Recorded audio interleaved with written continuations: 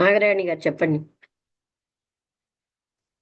అదే అమ్మా, అంటే మనం గమనించుకుంటే నిజంగానే మనకు ఎంత అసూయ ఉంది, ఎంత అంటే సహాయం కూడా ఏ ఉద్దేశంతో చేస్తున్నాం అనేది కూడా తెలుస్తుంది. నేను చేసేస్తున్నా ఏం ఎక్స్పెక్ట్ చేయట్లేదు, హెల్ప్ చేస్తున్నా అనుకుంటాం కానీ అది అందులో ప్రేమ లేదంటే మరి, అంటే ప్రేమ ఉందా లేదా అనేది మీరు ఎట్లా కన్ఫర్మ్ చేస్తారమ్మా? అదేంటున్నాను, ప్రేమ లేని సహాయం ఎప్పుడు దుఃఖాన్నే తెచ్చిపెడుతుంది. ఇప్పుడు నేను ఇంపార్టెంట్ అవ్వాలని నేను కొంతమంది డబ్బులు ఇచ్చాను అనుకోండి, అది వాళ్ళకి రేపు మంచి ఉమ్, చేయదు, చెడ్డ చేస్తుంది. ఇవాళ నేను ఉదారంగా ఉన్నానని చూపెట్టుకోవడానికి నేను డబ్బులు ఇస్తున్నాను. ఉమ్, అర్థమైందా? అదే అదే అవునమ్మా, అంటే అక్కడ ఎక్స్పెక్టేషన్ ఉంది కాబట్టి ప్రాబ్లం.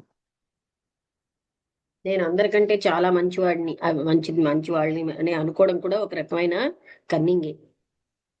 మన లోపలికి మనం చూసుకోకపోవడమే అలా అనుకుంటాం.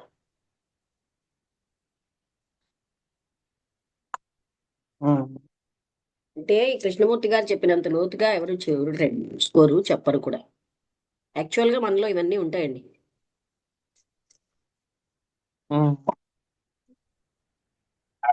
నమస్తే మేడం. అంటే నమస్తే, చెప్పండి. అదే మేడం, అంటే ఆ, ఆ, ఇప్పుడు ఇప్పుడు గురువు గారు చెప్పింది అంటే మనకు కన్ఫ్యూజన్ ఉంది, క్లారిటీ లేదు. ఉమ్, ఇవన్నీ ఒకటే. అంటే లాస్ట్ కు అంటే ఇప్పుడు మనం పవర్ కోరుకుంటున్నాం, ఏది చేయాలన్నా పవర్ కోరుకోవడము. ఇంకా అంటే లోపల ఒక ఉద్దేశం ఉంది, బయటికి చేయాలనుకున్నది ఇంకొకటి అనేది చెప్తున్నారు. ఆ అయితే ఆమ్, ఏ- అంటే మనకు ఇప్పుడు ఈ ప్రేమ లేని ఒక స్థితిలో జరిగే అంటే ఇప్పుడు చెప్పదలుచుకున్నది ఏంటంటే, ప్రేమ లేని స్థితిలో జరిగే ఏది అది కరెక్ట్ కాదు అని, అంతే కదా మేడం? సహాయం సహాయం కాదు. ఉమ్, అంటే ఇప్పుడు ఈ లెక్కన చూస్తే ప్రపంచంలో జరిగే అంతా 99% అనేది కూడా కాదు, 100% నిజమైన ఒక ఏ స్థితిలో జరుగుతుందా అనేది ఇప్పుడు చూడండి, డౌట్ వస్తుంది, అది రిలీజియస్ వేలో కరెక్టేనా? నేను చెప్తాను. గురువులు ఏం చేస్తుంటారంటే అవును, శిష్యుల్ని పొగుడతారు. అది ఎందుకు అవును మేడం. పొగుడతారు? అక్కడ స్వలాభం ఉంది. ఉమ్, స్వలాభం లేకపోతే ఎవరు పొగడరు. అవును. కాక వాళ్లే వాళ్ళని చూసుకోరు, వాళ్ళు ఇతరులను ఏం చూడగలరు, వాళ్లే కన్ఫ్యూజన్ లో ఉంటారు. ఇప్పుడు స్వలాభం అంటే అక్కడ ఆయన పొజిషన్ గురించా, లేకపోతే ఆయన గౌరవాన్ని స్వలాభం అంటే గురించా? ఈ శిష్యులు వాళ్ళకి సహాయపడతారు. పొగిడితే వాళ్ళు బాగా సహాయం ఉమ్, చేస్తారు కదండి. అవును అవును మేడం. తన ఉద్దేశాలు, ఆర్గనైజేషన్ పెరగడానికి. అంటే ఇక్కడ ఇక్కడ ఆ, కొంతమంది ఈ ఇప్పుడు సోషల్ వర్క్ చేస్తా ఉంటారు కదా మేడం, అంటే నిస్వార్థంగా. ఏమిటి సోషల్ వర్క్ అండి? ఆ, అది కూడా మీరు చూడండి. ఎవరో చెప్పారు, హిమాలయన్ మాస్టర్స్ కి పని పాటలేక అక్కడ కూర్చుంటారు, వచ్చి సోషల్ వర్క్ చేయొచ్చు కదా. మీరు చేసే సోషల్ వర్క్ ఏంటండి? వీళ్ళు వాళ్ళకి వాళ్ళే ఉద్ధరించుకోవడం కాదు. ఏమంటారు? అంటే ఇప్పుడు కరోనా కరోనా ఉండి కానీ, కరోనా లేక కానీ, ఆ, ఇప్పుడు బాగా ఒక అనాథ పిల్లలో ఎవరో ఉంటారు మేడం, వాళ్ళకు ఏదో విధంగా ఏదో చేద్దామని కొంత చేస్తుంటారు కదా, అందులో ఆ, మేలు జరగడం లేదా? మేలు జరుగుతుందండి. ఇవాళ ఇస్తారు, రేపు ఇవ్వరు. ఉమ్, మీరు ఒక బిచ్చగాడికి 10 రోజులు ఇచ్చారు, ఆ బిచ్చగాడు అలవాటు చేశారు. ఇప్పుడు వాడు మీరు డబ్బు ఇస్తారో భోజనం పెడతారు, తర్వాత ఇవ్వడం మానేస్తున్నారు. అంటే ఇన్స్టెడ్ ఆఫ్ సెల్ఫ్ డిపెండెన్సీ, అంటే ఇక్కడ కారుణ్యం ఉన్నప్పుడు వేరే రకంగా ఉంటుందండి మైండ్. అంటే హోలిస్టిక్ గా వాడిని మనం హెల్ప్ చేస్తాం. అదే మనలో కారుణ్యం ఇప్పుడు లేనప్పుడు చేసేమనిపించుకోవడానికే చేస్తాం. అది కరెక్టే. ఇప్పుడు కారుణ్యం ఉంటే కూడా కారుణ్యం ఉన్న వ్యక్తి దగ్గర ఆర్థిక స్తోమత లేకుంటే తను ఏం చేయగలడు? వ్యక్తిగతం అంటే ఏంటండి? మేడం,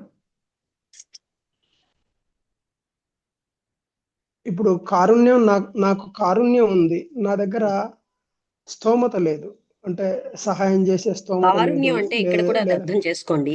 మీకు ఎప్పుడైతే మీకోసం మీకు సంపూర్ణంగా తెలుస్తుందో అక్కడ హృదయంలో కారుణ్యం ఎవరో కొందరి పట్లే ఉండదు. ఒక కారుణ్యం ఒక స్ప్రింగ్ లాగా నిరంతరం ఊటలాగా ఉంటూనే ఉంటుంది. అది ఒక్కరి పట్లో, నలుగురి పట్లో, పిల్లల పట్లో, లేకపోతే ఇంకొకరి పట్లో ఉండేది కాదండి. It's not limited. Love and compassion are not limited to certain beings, certain people. అంటే ఇప్పుడు నేను ఒకటి అడగదలుచుకున్నాను మేడం. ఒక 100 మంది అనాథలో, లేకపోతే 100 మంది మీరు సహాయం ఒకసారి కోసం చూడండి, ఎదురు నేను చూసే ఒకటి చెప్తున్నాను రాంబుద్రి గారు. ఈ ఈ చేసే పనుల్లో ఉన్న పై చేయడం అన్న దాన్ని ముందు అవగాహన చేసుకోవాలి మనం. అర్థమవుతుందా? కారుణ్యంతోటి చేయడం, ప్రేమతోటి చేయడం, ఆ హోలిస్టిక్ మార్పు వస్తుంది.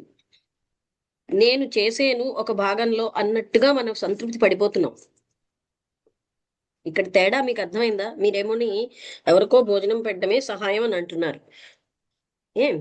ఏదో మీరు ఒక రోజు అనుకుని అలా, అది నిజంగా సహాయమా? లేకపోతే మీకు మీరు గ్రాటిఫై అయిపోతున్నారా? అంటే తృప్తి పడిపోతున్నారా? అంటే ఇక్కడ నేను మనం కొన్ని సోషల్ స్టాండర్డ్స్ తో ఆలోచించడానికి అలవాటు అయిపోయాం. యాక్చువల్ గా ఇప్పుడు రిలీజియస్ టీచర్స్ ఏం చేస్తారు? వాళ్ళకి శిష్యుల్లో ఎన్ని లోపాలున్నా వాళ్ళకి ఆ లోపాలతో ముఖ్యం కాదు, వాళ్ళకి వీళ్ళు సహాయం చేస్తున్నారా లేదా అదే ముఖ్యం. మీకు అర్థమైందా? శిష్యుణ్ణి సెల్ఫ్ జ్ఞానం వచ్చేటట్టు చేయడం వాళ్ళకి ముఖ్యం కాదు, ఎందుకంటే వాళ్ళకే ఉండదు చాలా మందికి గురువులైనా. అవునా కదా? వాళ్ళ లోభాలు ఉంటాయి, వాళ్ళ మొత్తం వాళ్ళకున్న ఆర్గనైజేషన్ పెరగాలి, వాళ్ళ పేరు పెరగాలి. అంతేనా? అవును మేడం. అంటే ఇప్పుడు అసంపూర్ణంగా ప్రపంచం అంతా అసంపూర్ణంగానే ఉంది. అయితే దాంట్లో కూడా కొంత, అంటే ఇప్పుడు ఇక్కడ మీరు ఎలా కంపారిజన్ తో అలా కాదండి. ఇక్కడ ముందు ఆయన చెప్పింది మీరు అవగాహన చేసుకోండి. మనం చేసే అవగాహన. సోకాల్డ్ మేడం సహాయాలన్నీ చెప్పండి. దుఃఖానికే లీడ్ అవుతున్నాయి. అంటే ఇప్పుడు మరి ఆ సహాయం చేయడం కూడా కరెక్ట్ కాదంట. అంటే అందులో ఎట్లా మేడం? నాకు సెల్ఫిష్నెస్ అర్థం ఉంది. కావట్లేదు. మనం చేసే సహాయంలో సెల్ఫిష్నెస్ ఉమ్. ఉంది. అది హిడెన్ గా సెల్ఫిష్నెస్ ఉంటుంది, విచ్ వీ నెవర్ కన్సిడర్. దాన్ని మనం సెల్ఫిష్నెస్ అని ఒప్పుకోం. అందరూ అలాగే ఉన్నారుగా అనుకుంటాం, అలా మనం ఆత్మవంచన చేసుకుంటాం. కానీ మనం అంత లోతుగా ఆలోచిస్తే ఎక్కడో ఒక మనకి ఆ సెల్ఫిష్నెస్ అనేది తెలుస్తుంది. అంటే ఇప్పుడు గురువుగారు చెప్పింది 100% కరెక్టే మేడం. అంటే లోపల స్వార్థరహిత స్థితితో ఎవరు చేయరు, 100% కరుణతో ఎవరు చేయడం లేదు. ఒకవేళ 100% ఒక వ్యక్తికి, ఒక మహాత్మునికి 100% కరుణ ఉంది, అంతా ఉంది.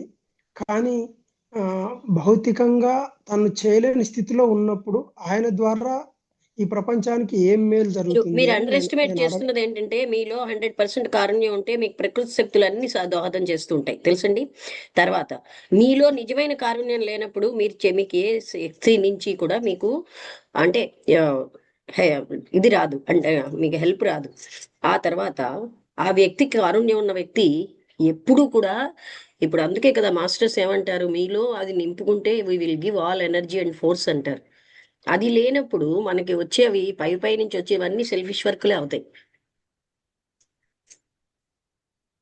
ఇక్కడ మీరు ఎలా అంటున్నారంటే, నాకు అర్థమైంది మీ ట్రెండ్. ఇంతమంది చేస్తున్న సహాయాలు సహాయం కావా అంటే కాదు. మనం బాగా అబ్జర్వ్ చేస్తే ఎప్పుడైతే లోపల ప్రేమ లేదో ఆ సహాయం అవ్వదండి. హోలిస్టిక్ అప్రోచ్ లేదు అక్కడ. హోలిస్టిక్ అప్రోచ్ ఉంటేనే ఇప్పుడు నిజమైన సహాయం అవుతుంది. మరి కరుణ కలిగిన మనిషికి దుఃఖం ఇంకా ఎక్కువ అవుతుంది కదా మీరు మేడం? ఇక్కడ అంటే కారుణ్యం అంటే కరుణ కలిగిన ఏమనుకుంటారండి? ఆత్మజ్ఞానం ఉన్న వ్యక్తి కొన్ని లక్షణాలు, కారుణ్యము, ప్రేమ, అంతేగాని వాళ్ళకి దుఃఖం ఎందుకు ఉంటుందండి? దేని మీద మోహం ఉంటుంది? అంటే ఈ ప్రపంచం దుఃఖాన్ని, ఒక దుఃఖాన్ని చూసి తనకు పూర్తి కరుణ కలిగిన వ్యక్తి ఎప్పుడు వ్యధపడుతుంటాడు కదా మేడం, దీన్ని మీరు ఎట్లా వింటం చేయాలి లేదు. మీరేం వింటం లేదంటే కారుణ్యం అన్నది ఆత్మజ్ఞానం అన్నది తన కోసం తనకు తెలియని వ్యక్తిలో కారుణ్యం రాదండి. దేర్ ఈ సెల్ఫిష్నెస్, టింజ్ ఆఫ్ సెల్ఫిష్నెస్ ఎప్పుడు ఉంటూనే ఉంటుంది. ఓకే. అంటే ఆత్మజ్ఞానికే ఇప్పుడు మనం చేసే కారుణ్యం దాన అనేది. ధర్మాలన్నింటిలో కూడా ఎక్కడో మన సెల్ఫ్ ఉంటుందండి. ఉమ్, వెదర్ యూ యాక్సెప్ట్, ఆవిడ యాక్సెప్ట్ చేయలేదు కదా చాలాసేపు. ఉమ్, అది మనం ఒప్పుకోం. అప్రూవ్డ్, అందరూ చేస్తున్నారుగా, అందరూ హత్య చేస్తే హత్య ఓకే అన్నట్టు అయిపోయింది పరిస్థితి. అందరూ జంతువుల్ని చంపితే జంతువుని చంపేయడం రైట్. ఆ వేలో ఆలోచించడాన్ని మనం మార్చుకోవాలి. ఇంకా లోతుగా చూడగలగడం అనేది మనకి రావాలి. ప్రతి యాక్టివిటీ, మనం చేసే యాక్టివిటీ మన లైఫ్ ని మనం చాలా ఇండెప్త్ గా చూసుకోవడం అనేది ఒక కామన్ థింగ్ అయిపోవాలి మనకి. సర్ఫేస్ లెవెల్లో చూస్తున్నంతసేపు దుఃఖాలు తప్పవు.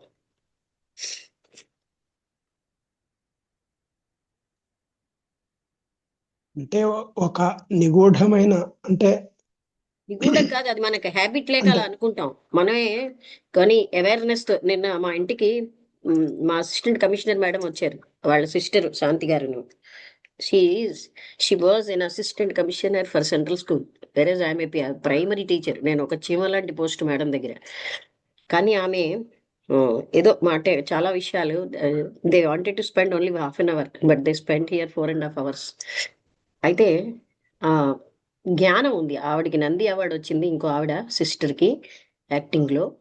మేడం మేము అంటే వాస్ట్ బుద్ధ ఒక సంఘం ఒకటి ఏర్పాటు చేశారు. వాట్ ఐఎమ్ టెలింగ్ ఈస్, ఆవిడ వాళ్ళు ఏమన్నారంటే మా పిల్లలకి పిల్లలు లేరు అని. ఎందుకు ఉండాలన్నాను. అందరిలాగా మీరు ఎందుకు ఆలోచిస్తారు? వాళ్ళకి తెలుసు వాళ్ళ లైఫ్ ఏంటో, వాళ్ళు ఇంటర్నల్గా వాళ్ళు ఏం చేయదలుచుకుంటున్నారో, మీరు ఎందుకు ఇంటర్ఫియర్ అవుతారు? పిల్లలు ఉంటే ప్రేమ పెరుగుతుంది. ఎవరు చెప్పారు పిల్లలు ఉంటే బర్డెన్ పెరుగుతుంది, ప్రేమ పెరుగుతుంది అంటారేంటి? ఆ ఆ అమ్మాయి తన కష్టకాలంలో 3 MSc చేసి ఒకటి రీసెర్చ్ చేసింది. 100 మంది కూర్చుంటే వాళ్ళ ప్రశ్నలకు ఒంటరిగా చాలా చక్కటి సమాధానాలు ఇచ్చిందని ఆమె చాలా బాగా సెలెక్ట్ చేశారనమాట.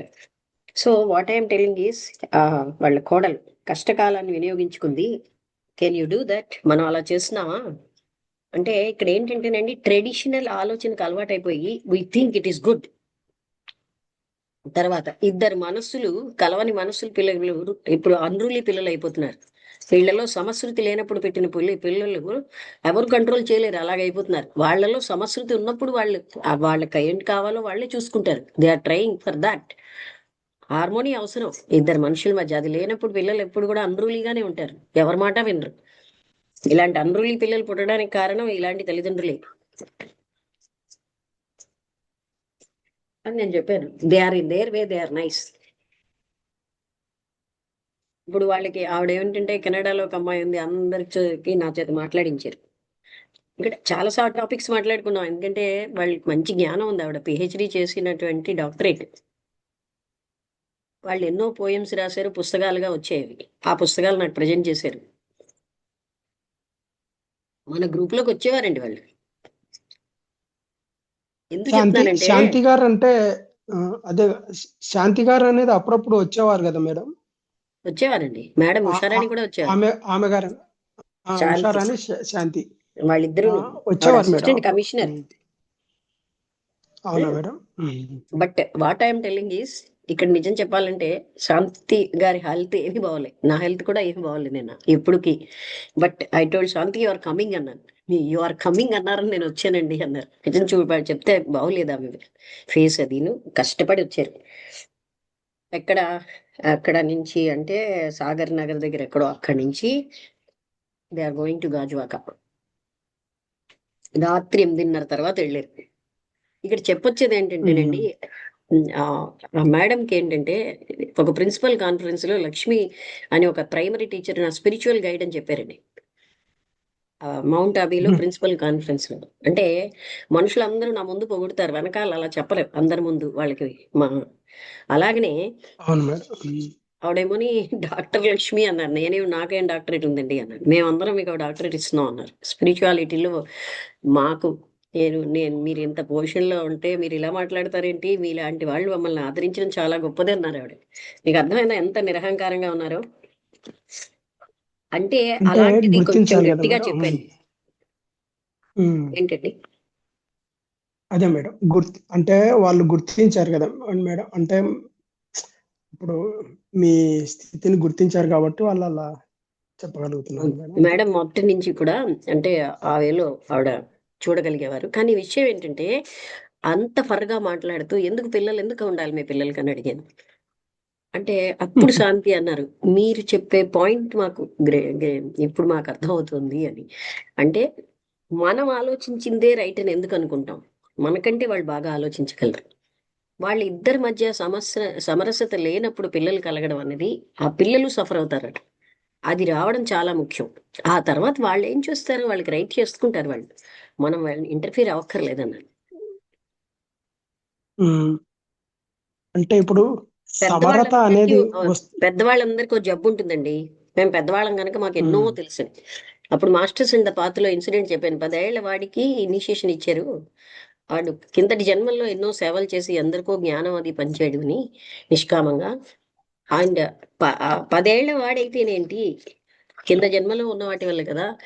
ఆ 10 ఏళ్ల వాడిని చూసి మనం ఏమో వాళ్ళకి నీతులు బోధిస్తాం. మనమే చేత కాదు ఎన్నో విషయాలు. అన్ని చేతనవని అనుకుంటాం.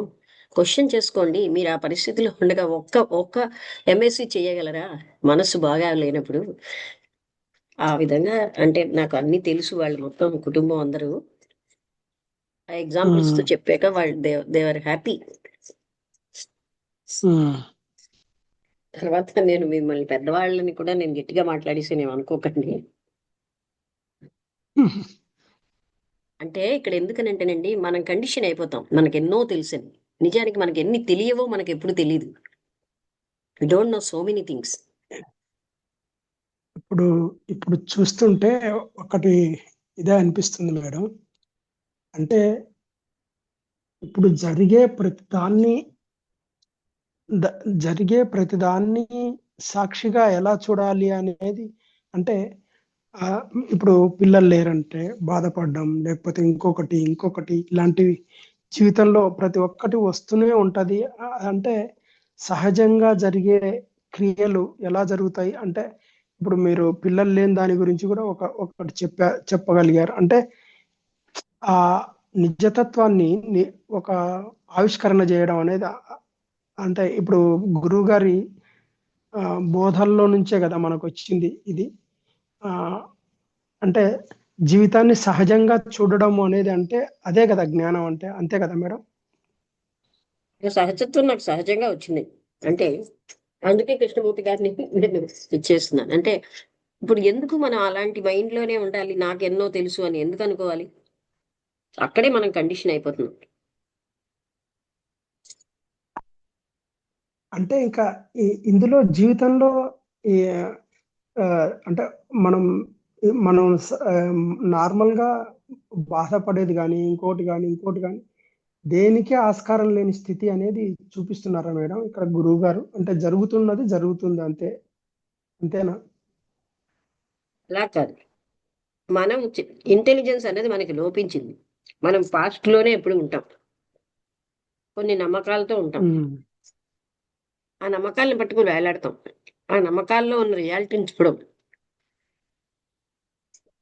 మన ఉమ్. తల్లిదండ్రుల నుంచో, పెంపకం నుంచో, సాంప్రదాయం నుంచో వచ్చేసింది అంటూ దాన్ని పట్టుకు వేలాడటమే మనకు బాగా తెలుసు. దాని యొక్క యథార్థతని మనం ఎప్పుడు చూడం.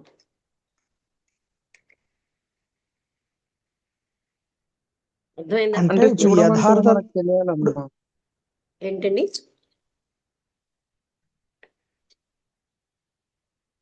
అర్థం కాలేదు మీరేమన్నారు. కానీ చూడము అంటే మనకు తెలియాలి కదమ్మా. ఇప్పుడు ఎందుకు ఇప్పుడు తెలియదండి? చూడండి మీరు చూడాలని చెప్పిన ఉంటే అన్ని అన్ని పాయింట్స్. తెలుస్తాయండి. మనం చూడదలుచుకోం. మనందరికీ బాగా ముసుగులు వేసుకోవడం వచ్చు, నాకు తెలియదని. ఎందుకు తెలియదు? లోపలికి చూస్తే ఎందుకు తెలియదండి? We're conditioned always with so many things. Support ఇచ్చుకోవడం, జడ్జిమెంట్ చేసుకోవడం, ఖండించడం, వీటిల్లోనే ఉంటాం మనం. మన ఎనర్జీ అంతా దానికే పెడతాం. We never look inside.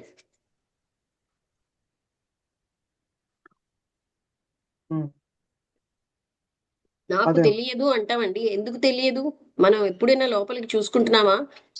నా హిడెన్ మోటివ్ ఏంటని మనం చూసుకోగలుగుతామా? మనం ఎప్పుడు ఇతరుల హిడెన్ మోటివ్స్ చూస్తాం. మన హిడెన్ మోటివ్ ఏంటి? అంటే చూడాలి అనుకుంటే తప్పకుండా చూడగలమండి. కోపం తెచ్చుకుంటున్నారా నాగరాణి గారు ఇలా అంటున్నానని? అమ్మా, ఏ లేదమ్మా, కరెక్టే, అది కరెక్టే చెప్తున్నారు. చూడాలనుకుంటే చూడగలము అనేది కరెక్ట్ పాయింట్. అదే ఆలోచిస్తున్నా, అంటే కరెక్టే కదా అమ్మ అనేది. ఇప్పుడు అంటే చూడండి, ఇప్పుడు అన్ని ఇప్పుడు పాయింట్స్ చెప్పినారు. ఇప్పుడు కాకపోతే ఏంటంటే అన్ని ఆల్రెడీ అయిపోయినాయి ఇప్పుడు కదమ్మా. నిన్న మీకు ఇప్పుడు ఒకటి పిల్లల్ని చెప్పాను. కనడం కానీ. మనుషులు తెలియక కాదు. ఆ నా వల్ల మీకు ఎన్నో తెలుస్తున్నాయని ఏదో రాంబుద్రి గారు చెప్తే నేనేమన్నాను? తెలిసే ఆచరణలో పెడుతున్నామా? ఒక్కటి పెట్టం. మనకి ఎప్పుడు ఉన్నట్టుగానే ఉంటాం. ఏమీ మారం. ఆ పాయింట్ మనం గ్రహించేమా లేదా? మారేమనుకుంటున్నాం. బట్ మనలో ఏమీ మార్పు రాలే. మన బంధాల్లో, మన మోహాల్లో, మన అటాచ్మెంట్స్, మన గ్రీడ్ ఏమీ తగ్గలే. అక్కడ మనకి రివల్యూషన్ వస్తుందండి. అప్పుడు నేను ఇన్ని తెలుసుకుని నాలో ఎందుకు మార్పు రావట్లేదని రివల్యూషన్ రావాలి మనలో. ఇన్ని చదివాను, చదవక ముందు చదివాక ఒకలాగే వండుకుంటున్నా. పాయింట్ తెలిసిందని ఇంటెలెక్చువల్ గా నేను వెర్రవీగితే లాభం లేదు. Is it coming into action? అంతవరకు మనం ఊరుకోవడానికి వీల్లేదు.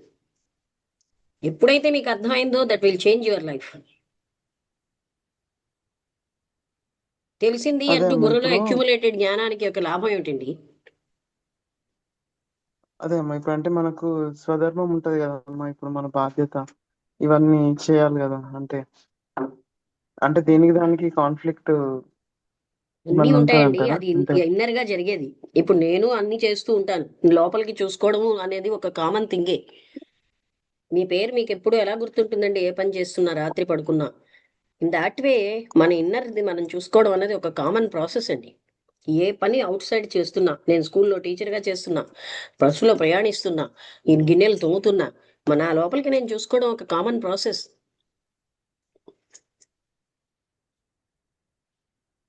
ఉమ్, దానికంటూ ప్రత్యేకంగా ఒక అంటే దగ్గర మనం కూర్చోక. చెప్పండి.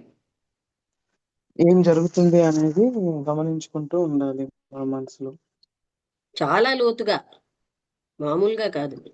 మీరనే అంటే moment to moment awareness. Um.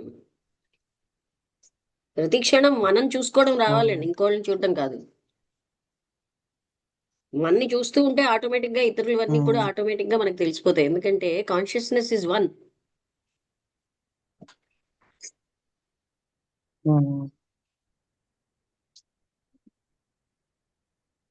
Correct అమ్మా. అంటే ఇక రామచంద్ర గారు ఎన్నిసార్లు మీరు చెప్పినా కూడా రిపీటెడ్ గా కాకుండా కొంచెం ఇంప్రూవ్మెంట్ ఆ, అనేది మే- నిన్న కూడా మీకు చేసుకోవాలి. కఠినంగా చెప్పాను కదా, వింటున్నంత మాత్రంలో మారటం లేదండి అని. అవునమ్మా, మారేమని అట్లా మనం చెప్తేనే భ్రమిస్తున్నాం, బాగుంటుంది. ఆత్మవంచన చేసుకుంటున్నాం, but there is no change. Madam um, ఇక్కడ ఒక ఇది మేడం. చెప్పండి. ఇప్పుడు వింటున్నాము, ఆ, అంతర్గతంగా అంతర్గతంగా దృష్టి అనేది పెట్టాలన్నారు. అంతర్గతంగా దృష్టి పెడతాము అంటే అక్కడ ప్రతి ఒక్కటి గందరగోళంగానే కనిపిస్తుంది కదా. అంటే ఆ కార్యనిర్వహణకు పోయే స్థితి కనపడుతుంది. అంటే నాలో అసహాయత, నా నాలో ఉండే లోపాలు, నాలో ఉండే అన్ని గమనించినప్పుడు నేను కార్యశూన్యుని అయ్యే పరిస్థితి రాదా అక్కడ? అంటే ఆ ఎందుకు నేను వస్తుందండి? అన్నిటినీ ఇప్పుడు మీకు 4-10 ముళ్ళు కనబడ్డాయి. ఒక్కొక్క ముళ్ళు తీసి పారేయాలి కానీ 10 ముళ్ళు ఉన్నాయి కదా నాకు ఇంత ఉన్నానంటే లాభం ఏంటండి? ఇఫ్ యూ వాంట్, మిమ్మల్ని మీరు సంస్కరించుకోవాలంటే 10 కాదు 1000 ముళ్ళు ఉన్నా ఒక్కొక్కటి తీసి పారేస్తాం. అది కానీ లేకపోతే నా ఇమేజ్ గొప్పగా ఉండాలి, నన్ను గొప్పవాళ్ళు అనుకోవాలి, అవన్నీ మధ్యలో కలగాపులగంగా వచ్చేస్తాయండి మధ్యలో. అవి రాకుండా చూసుకోవాలి ఆ టెంప్టేషన్స్. మనకి మధ్యలో అవొకటి వస్తాయి కదా. అవి లేకపోతే నిస్పృహ ఎందుకు వస్తుందండి? కీర్తికాంక్ష, గుర్తింపు కాంక్ష లేకపోతే నిస్పృహ అంటే ఎందుకు? అంటే ప్రతి ఒక్క చోట నాలో ఆ, ఒక స్థితి కనిపిస్తుంది కదా, లోపాల స్థితి మాకు కనిపిస్తుంది స్వామి కదా. అన్న నేను ఒక ఎలా అబ్బాయికి 22 రోజులు సాధన, తీవ్ర సాధన చేయించిన తర్వాత 22వ రోజు ఏమన్నాడు తెలుసా? నా అంత దుర్మార్గుడు ప్రపంచంలో లేడన్నారు. అందరికీ అది తెలుస్తుందండి లోపలికి చూసుకుంటే. దుర్మార్గత్వం అంతా మనలోనే ఉందని.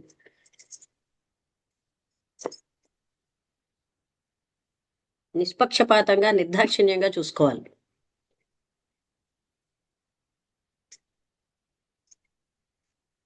అదే మేడం, ఇప్పుడు ఇప్పుడు నేను దుర్మార్గుణ్ణి అని నాకు తెలిసినప్పుడు అంత అంత శిఖరం లాంటి దుర్మార్గత్వాన్ని నేను ఎలా అధిగమించాలి అనేది కూడా ఒక సమస్య వస్తుంది కదా. ఏంటి మీరు కూడా ఇప్పుడు నాలో అన్ని లోపాలు కనిపించినప్పుడు అన్ని లోపాల నుంచి నేను బయటపడాలంటే అయ్యే పనేనా అనేది ఒకటి వస్తుంది కదా. మీకు బయట పడాలని ఉంటే మీరు ఆటోమేటిక్గా వర్కౌట్ చేస్తారండి దానికోసం. ఎప్పుడైతే అసలు ఇది లోపము, ఇది నాకు దానివల్ల ఉన్న రిపర్కషన్స్ అన్నీ మీకు తెలుస్తూ ఉంటే ఆటోమేటిక్గా తీసి పారేస్తాం.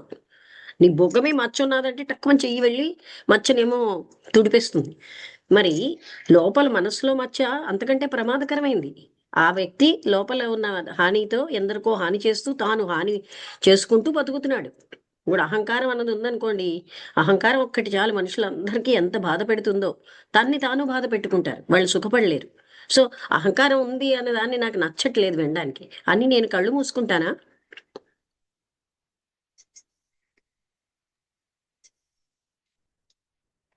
ఒక్క గుణాన్ని మరి తీసేస్తే అది మిగతా గుణాలు ఆటోమేటిక్గా ఒక్కొక్కటి పోతూ ఉంటాయండి. సమూలంగా తీసి పారేయాలి. అసలు మనకి విప్లవం రావట్లేదండి, నేను ఎందుకు మారట్లేదని.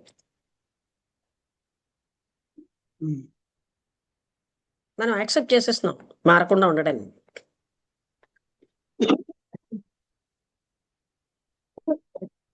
నేను భద్రతగా ఉంటాను, నేను ఎప్పట్లాగా పాస్ట్ లో ఉన్న మెమరీస్ తో భద్రంగా ఉంటానని కోరుకుంటున్నాం. కానీ అందులో భద్రత లేదు, సుఖము లేదు, కానీ మనం అలా ఆశిస్తాం. ఇమేజ్, ఊహాత్మక చిత్రంలో నేను చాలా గొప్పవాడిని, నేను ఎంతో మంచివాడిని, ఈ ఊహాత్మక చిత్రంలో జీవించడానికి అలవాటు అయిపోయి లోపల ఉన్న యథార్థాలు మనకి నచ్చవు. ఆ ఇమేజ్ లో ఎవడు ఇమేజ్ బేస్ చేసుకోమన్నాడండి?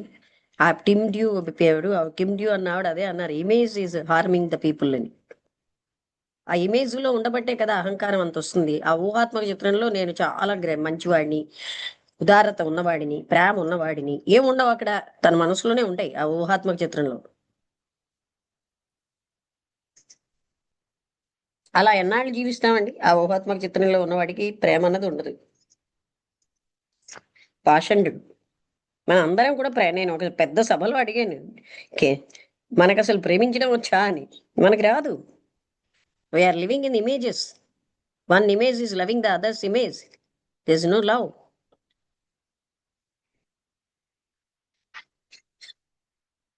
ఆ ఇమేజ్ మేకింగ్ లోనే మన జీవితం అంతా అయిపోతుంది. ఆ ఇమేజ్కి అస్తిత్వమే లేదు. నా ఊహలో నేనేమిటో అన్న దాంట్లోనే నేను కాపాడుకుంటూ జీవిస్తాను. నా ఊహలో నేను గొప్ప, అన్నిట్లోని నేను గొప్ప, ఎందులో నేను నథింగ్. రియాలిటీలో ఏమీ లేదు నాకు. ఊహలో మాత్రం చాలా గొప్పగా ఊహించుకున్నాను. ఆ ఊహాత్మక చిత్రం వల్ల మనం ఎప్పుడు పైకి రావట్లేదు. అంటే మనలో డెవలప్మెంట్ లేకుండా బాధని కలిగించుకుంటూ జీవిస్తాం.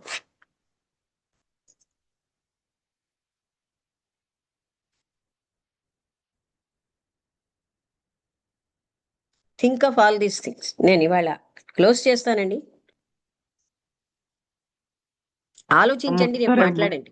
ఓకే, మేడం, ఒక చిన్న చివరి ప్రశ్న మేడం. చెప్పండి. ఉమ్, ఇప్పుడు ఇది చూస్తా ఉంటే జేకే గారిది, రమణ మహర్షి గారిది ఒకే దగ్గరనే కలుస్తున్నట్టు అనిపిస్తుంది. అది వాస్తవమా కాదా అని అనిపిస్తుంది. చెప్పండి మేడం కొద్దిగా. రామపుత్రి గారు ఏమనుకోకపోతే నేను చెప్తాను. ఒకటిగా అనిపిస్తే మీకేమిటి లాభం అండి? My changing. ఆనాడు రమణ మహర్షిది విన్నా నేను మారను, ఈనాడు కృష్ణమూర్తి గారిది విన్నా నేను మారను. వాటిని కంపేర్ చేసేసి నాకు బాగా వచ్చింది అనుకుంటా. Okay madam. కోపం తెచ్చుకోకండి. కోపం ఏం కాదు మేడం. అంటే అదే మేడం, ఇప్పుడు మీరు చెప్తున్నారు కదా, ఒక్కొక్క ఖడ్గంతో నరికితే గానీ పోదు అని చెప్తున్నారు కదా మేడం. దాన్ని అంగీకరించకుంటే ఇంకా నేను ఇక్కడ ప్రైమరీ ఇదిలోనే నేను ఇదైపోతాను కదా మేడం. అంటే నా వల్ల, అంటే నేను ఎక్కడ ఫెయిల్ అవుతున్నాను అనేది మీరు స్పష్టంగా చెప్తున్నారు కదా, దాన్ని గ్రహించకుంటే ఎలా?